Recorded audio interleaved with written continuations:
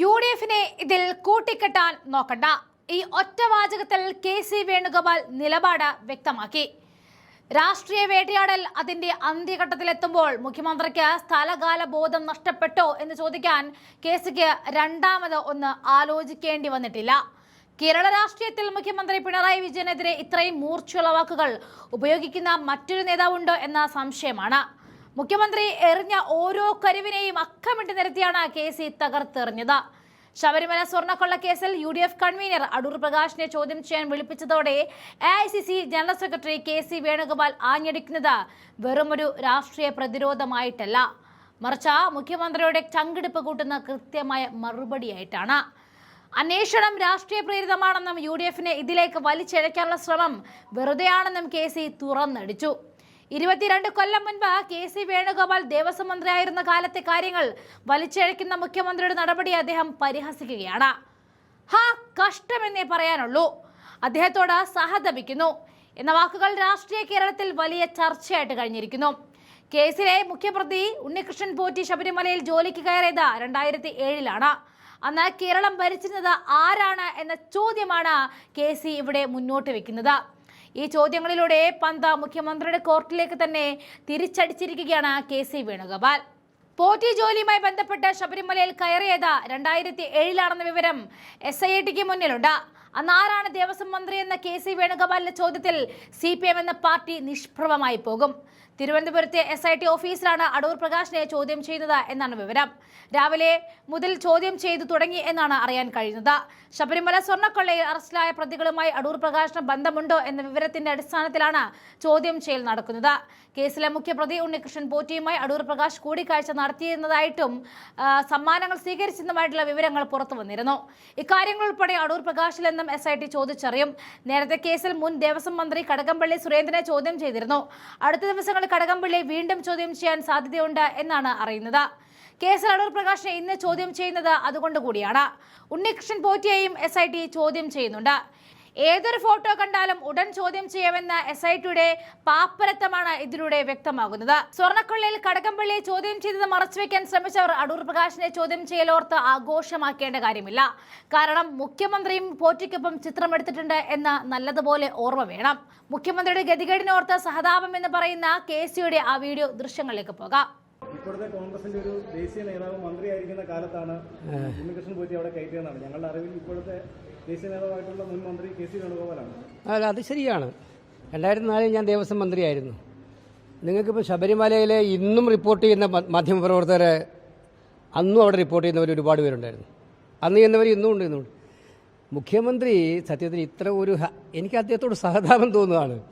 സ്വർണ്ണക്കൊള്ളയുമായി ബന്ധപ്പെട്ട് സ്വന്തം പാർട്ടി നേതാക്കന്മാർ ജയിലിൽ കിടക്കുമ്പോൾ ആ ജയിലിൽ കിടക്കുന്ന അവസ്ഥയിൽ അവർക്കെതിരെ നടപടി പോലും എടുക്കാൻ ധൈര്യം കാണിക്കാത്ത മുഖ്യമന്ത്രി ഇപ്പം എങ്ങനെയെങ്കിലും ഇത്തരം കുറ്റങ്ങൾ മറ്റുള്ളവരിൽ ചാരാൻ പറ്റുമോ എന്നുള്ളൊരു പരീക്ഷണം നടത്തിക്കൊണ്ടിരിക്കുകയാണ്. അത് സഹതപിക്കാനല്ല എന്ത് ചെയ്യാൻ പറ്റും? അദ്ദേഹത്തിൻ്റെ ഈ ഒരു സത്യത്തിൽ സ്ഥലകാല ബോധം നഷ്ടപ്പെട്ടിരിക്കുന്നു എന്ന് തന്നെ പറയേണ്ടി വരും.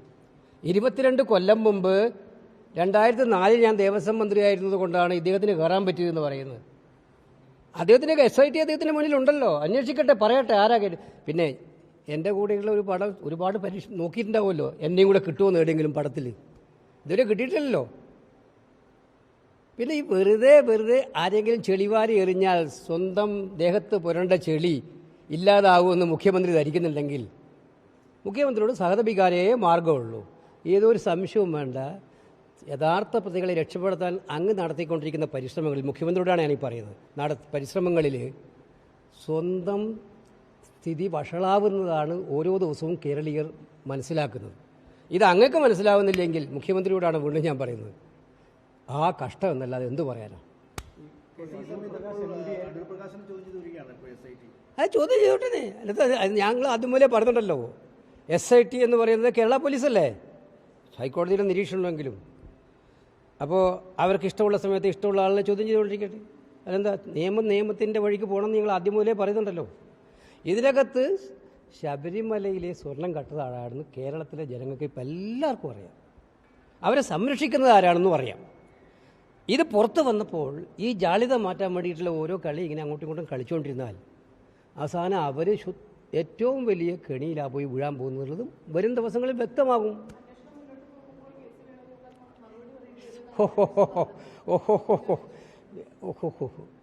വിനയ് വിശ്വത്തിന് പിന്നെ എല്ലാത്തിനും ഉത്തരവുണ്ടാവില്ല. ഞാൻ ഒരു കാര്യം വിനീതനായ ഞാൻ പറയട്ടെ, വിനോയ് വിശ്വത്തോടും പറയട്ടെ, അദ്ദേഹത്തിന് എന്നെക്കുറിച്ച് നന്നായിട്ട് അറിയാം. ഒന്ന് മറുപടി അന്വേഷിച്ച് നോക്കട്ടെ അദ്ദേഹം എന്താണെന്ന്. 2004 ഞാൻ ദേവസ്വം മന്ത്രിയായിരുന്ന കാലത്ത് തിരുവിതാംകൂർ ദേവസ്വം ബോർഡിൽ എന്തായിരുന്നു എൻ്റെ പ്രവർത്തനങ്ങളെന്ന് കേരള സമൂഹത്തിൻ്റെ മുന്നിൽ ഉണ്ടല്ലോ. അത് മുഖ്യമന്ത്രിയോ ബിനോയ് വിശ്വമോ ഒരു പ്രാവശ്യം വിചാരിച്ചാൽ മോശമാകാൻ പറ്റുമോ? എനിക്കാ 2004 ഏത് കാലത്ത് അന്വേഷണം വന്നാൽ എനിക്കെന്തിനാ ഭയപ്പെട്ട കാര്യം? ഇതെന്തൊരു കഥയാണെന്ന്. ശബരിമലയിൽ കോടിക്കണക്കിന് ആളുകൾ വരുന്നില്ലേ? അപ്പോൾ ദേവസ്വം മന്ത്രിയായിരുന്ന ആൾ അതിന് മറുപടി പറയണമെന്നാണോ പറഞ്ഞത്? സത്യത്തിൽ SITൻ്റെ മുന്നിൽ കണക്കുണ്ട്. ഇത് കൃത്യമായ വിവരമുണ്ടല്ലോ. പോറ്റി അവിടെ ഒരു ജോലിയുമായി ബന്ധപ്പെട്ട് ശബരിമലയിൽ തുടങ്ങുന്നത് എപ്പോഴാണ്? അത് SIT മുമ്പിലുണ്ട്. ഞാൻ മനസ്സിലാക്കി 2007 ആരാ അന്നേരം ഗവൺമെൻറ്? അപ്പോൾ ഇതിപ്പോൾ വിശദമായിട്ട് ഇത് പറയേണ്ട കാര്യമൊന്നുമില്ല. ഇത് ഇത്രയേ ഉള്ളൂ. സ്വന്തം തടി കേടായപ്പോൾ ആ കേടായ തടിയും കൊണ്ട് മറ്റുള്ളവരെ ആരെങ്കിലും തടി കേടാക്കാൻ പറ്റുമെന്നുള്ളൊരു വിഫല പരിശ്രമമാണ് അത്. ഞങ്ങൾക്ക് പൂർണ്ണ ഉറപ്പുണ്ട്. ഞങ്ങൾക്ക് അങ്ങനത്തെ ഒരു കാര്യം ഉണ്ടാവേണ്ട കാര്യമില്ല എന്നുള്ള UDFനെ ഇതിനകത്ത് കെട്ടിവെക്കാൻ ശ്രമിച്ചാൽ അത് വീണ്ടും അവർ വഷളാവത്തേ ഉള്ളൂ. ഓക്കെ, ഇത് രാഷ്ട്രീയം തന്നെയല്ലേ? ഇത് നമ്മൾ മനസ്സിലാക്കേണ്ടത് സർക്കാർ സ്വമേധയാ അന്വേഷിച്ച കേസല്ലല്ലോ. നിങ്ങൾ എറണാകുളത്തെ പത്രപ്രവർത്തകർക്കെല്ലാം അറിയാം. ഹൈക്കോടതി മുൻകൈയെടുത്ത് അന്വേഷിച്ച ഒരു അന്വേഷണം. ഹൈക്കോടതി അന്വേഷിച്ചില്ലായിരുന്നെങ്കിൽ ഈ കേസ് ഇങ്ങനെ വരുത്തേ ഇല്ലല്ലോ. അപ്പോൾ സർക്കാരിന് എന്തായിരുന്നു ആദ്യം മുതൽ ശ്രമം? രക്ഷപ്പെടുത്താൻ. കേസ് അന്വേഷിച്ചുകൊണ്ടിരിക്കുമ്പോൾ SIT അന്വേഷിക്കുമ്പം അവരുടെ നേതാക്കൾ ജയിലിലായി, പ്രതികളായി. ആ പ്രതികളായി നേതാക്കൾ ജയിലിലായപ്പോഴാണ് അവരുടെ ശ്രമം. എന്നാൽ ഇതിനകത്ത് ആരെങ്കിലും വേറെ കൂട്ടിക്കെട്ടാൻ നോക്കാൻ പറ്റുമോ എന്നുള്ള ശ്രമം. അത് രാഷ്ട്രീയം അല്ലെങ്കിൽ വേറെ എന്താണെന്ന് അതിനെന്താ സംശയം? അതുകൊണ്ടൊന്നും കാര്യമില്ല. യഥാർത്ഥ സ്ഥിതി മനസ്സിലാവുമല്ലോ. ഇതിപ്പോൾ കുറച്ച് ദിവസം ഇങ്ങനെ അങ്ങോട്ടൊക്കെ പറയാമെങ്കിലല്ലാതെ യഥാർത്ഥ സ്ഥിതി അദ്ദേഹത്തിനും അറിയാം, യഥാർത്ഥ സ്ഥിതി എല്ലാവർക്കും മനസ്സിലാവുമല്ലോ. ഇതുകൊണ്ടൊന്നും കേരളത്തിൽ മുഖ്യമന്ത്രി പിണറായി വിജയൻ രക്ഷ കിട്ടുമെന്ന് എനിക്ക് തോന്നുന്നില്ല. അത് അദ്ദേഹത്തിൻ്റെ വിഫല പരിശ്രമം മാത്രമേ ഉള്ളൂ.